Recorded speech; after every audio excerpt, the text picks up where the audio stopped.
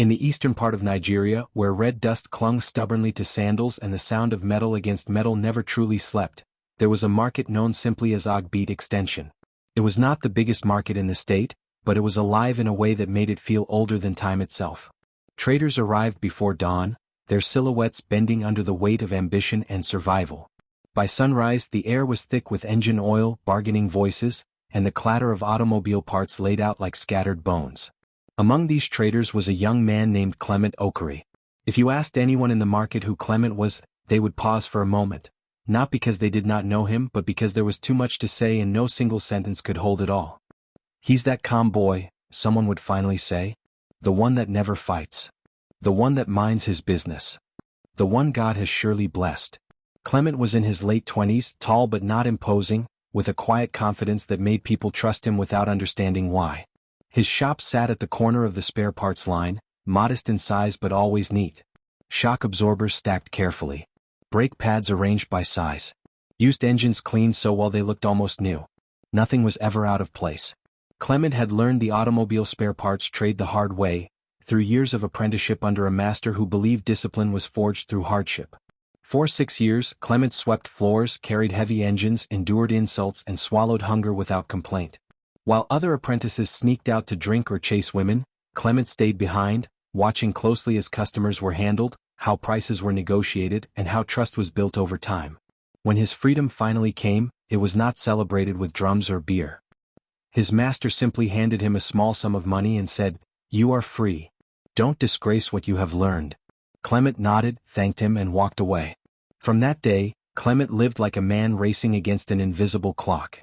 Unlike many young businessmen in the market, Clement did not gamble, drink excessively, or involve himself in market politics. He arrived early and left late. He reinvested almost everything he earned.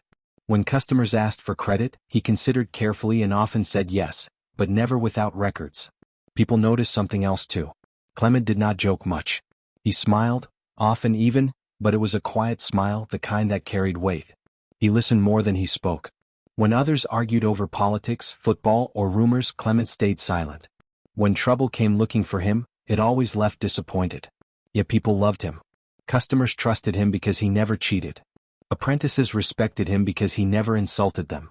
Fellow traders admired him because he was progressing faster than most, yet never boasted. When asked why he never joined them after work for drinks or social gatherings, Clement would simply say, "Time is going." No one ever asked, "Time is going where?" Despite his quiet nature, Clement had dreams, big ones. He dreamed of expanding his shop into a warehouse, of importing spare parts directly instead of buying from middlemen, of owning a transport company someday. He dreamed of marriage, children, and a house with a mango tree in the yard. Sometimes, when business slowed in the afternoon heat, Clement would sit on a wooden stool and allow his mind to wander. He imagined a wife calling him inside for dinner, children running to greet him when he returned from work, a signboard with his name written boldly across it, Clement Auto Industries Ltd. But he never spoke of these dreams openly. It was as though speaking them aloud might disturb something. The day Clement bought his first car, the market almost shut down. It was not a new car, far from it, but it was clean, strong, and reliable. A dark blue Toyota Corolla that had clearly been cared for. When Clement drove it into the market that morning, horns blared. Apprentices ran after him. Traders clapped and shouted his name. "Clement Don Hammer. See progress. This one na God hand." Clement parked carefully, stepped out, and smiled, really smiled, for the first time in a long while. That day he closed his shop early. His friends insisted on celebrating. At first, Clement resisted. He said he needed to return to close properly and count his goods. But laughter drowned his protests, and for once, he allowed himself to be carried by the moment. They gathered at a small bar not far from the market. Nothing extravagant. Bottles clinked. Stories flowed. Clement sat quietly at first, watching his friends laugh, their faces glowing with pride for him. Later he laughed too. Felt good. Too good. As evening approached, Clement checked his phone repeatedly. The sky darkened faster than he expected. "I should go," he said finally, standing up. "Just one more," his friends pleaded. "My shop," Clement replied. "I must close." They teased him, but they understood. Clement had always been like this. He entered his car, waved, and drove off. That was the last time anyone saw him alive. The road was not particularly dangerous, but it was narrow and the lighting was poor. Trucks often passed through at odd hours carrying goods between states. What happened next would be told and retold in fragments. A loud sound. A sudden impact. A truck that could not stop in time. By the time people rushed to the scene, it was already too late. Clement was gone. The news spread before dawn. By morning, Ogbeat Extension was unrecognizable. Shops remained closed. Traders gathered in clusters, speaking in hushed tones. Some wept openly. Others stared into space, unable to process what had happened. How can Clement die? He was just here yesterday. This life no balance. His shop became a shrine. People placed candles, flowers, and handwritten notes. Apprentices cried as though they had lost a brother. Customers stood silently, shaking their heads. For weeks, the market remained heavy with grief. Nothing felt the same. As the mourning continued, whispers began. Some said it was carelessness. Others said it was spiritual. A few claimed they had warned Clement not to drive at night. Then the stories grew darker. Such a good man doesn't die like that. There must be something behind it. Success attracts enemies. Fingers were pointed. Old grudges were remembered. Jealousy was suspected. Clement's family listened quietly. They did not argue. They did not defend. They grieved. But beneath their grief, something stirred. They wanted answers. After the tears had soaked the ground and the market slowly found its voice again, Clement's family did not rush. In African homes, haste is for children and fire. Matters of death are carried like calabashes filled to the brim, slowly, carefully, with respect. For many days, his mother sat on her mat without speaking much. She did not wail like some women did. She did not tear her wrapper. She only stared ahead, her eyes fixed on a place no one else could see. People thought grief had taken her voice. But grief had not taken it. Memory had. One evening when the moon sat low and red like an old coin, Clement's elder brother, Emeka, came and knelt before her. "Mother," he said softly, "there is something you know." The old woman did not answer. "Clement was not careless," Emeka continued. "His death is standing like a question in the middle of the road. People are pointing fingers. I do not want blood where there is no blood. I want truth." The mother closed her eyes. The silence that followed was heavy. Not the silence of absence, but the silence of things buried too deep.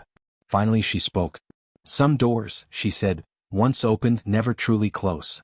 The family began where all African investigations begin, not with accusations but with elders. They went to Clement's maternal uncle, a man whose beard had gone completely white before his hair did. He listened without interruption as the story was told again. The celebration, the rush, the truck, the death. When Emeka finished, the old man tapped the ground 3 times with his walking stick. "This death," he said, "is not shouting. It is whispering." "What does that mean?" Emeka asked. "It means," the uncle replied, "that the answer is not outside. It is inside the house." The next morning they sent for Mama Nkiru, an elderly woman known in the village as one who remembered things others chose to forget. She was not a priestess, not a diviner by trade, but she had eyes that had watched generations rise and fall. She sat on a low stool in the compound and asked only one question. Who carried this child when he was dying as a child? The mother's hands began to shake. The truth does not always come forward. Sometimes it walks backward into your life. Many years earlier, long before Clement learned how to price brake pads or identify fake engines, he had been a thin, burning child. Fever had eaten him for days. He did not cry. He only stared. Doctors had tried. Herbs had failed. Night after night, his breathing became weaker. People began to speak in hushed tones. He may not see another moon. That was when fear took Clement's mother by the hand and led her where courage would not. She remembered now. The narrow path behind the old Irako tree. The woman who never gave her name. The shrine no one claimed ownership of. Mama Nkiru nodded slowly as the story unfolded. "Yes," she said. "That place." Everyone in the compound went quiet. Because everyone knew that place. It was not a shrine spoken of openly. It had no festivals. No songs. No proud lineage. It belonged to an old goddess, older than the village boundaries, older than the church bell, older than the roads. She was not evil. But she was exact. They called her Eneni Miri Oge, mother of borrowed time. Mama Nkiru spoke carefully now. "She does not take children," she said. "She trades." The room felt colder. What was the trade? Emeka asked. The mother began to cry. "I asked for his life," she said. and she asked for his years. In the shrine, the woman had been told plainly, "This child will live. He will prosper. But he will not grow old. When his borrowed time ends, he will return without struggle." There had been conditions. No public thanksgiving. No attempts to break the pact. No questions when the time came. The mother had agreed. What choice did a desperate woman have? Mama Nkiru leaned forward.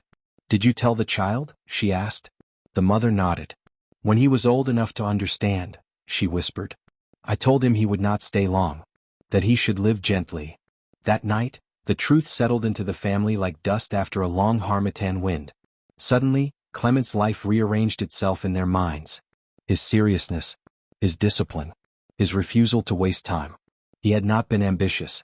He had been urgent. Still, African wisdom does not rest on one voice. The family sought confirmation. They went to a diviner across the river, a man who read cowries like others read books. He did not know Clement. He did not know the family. He threw the cowries once. Then again. Then he stopped. "This man," he said, "was living on a lease." Everyone froze. "He knew," the diviner continued. "That is why his spirit is not angry. He has already gone home." "But why the accident?" Emeka asked. "Why that night?" The diviner closed his eyes. "When a covenant ends," he said, "life arranges a simple door. No sickness. No drama. No delay. A truck. A road. A moment. That was all that was needed." The diviner added one final thing. He was calm because he had already said his goodbye without words. When the truth finally reached the market, the noise changed. People stopped arguing. Accusations faded. Fear replaced gossip. Some traders poured libation quietly. Others shook their heads in awe. So he knew. That's why he never fought. That's why he was always in a hurry. Clement's name stopped being spoken with pity. It began to be spoken with respect. The elders said this at the end. Not every short life is a wasted one. Clement did not die young because he was weak. He died on time. And those who truly listen learned something rare. That some people walk this earth not to stay, but to remind others that time is not promised. It is borrowed.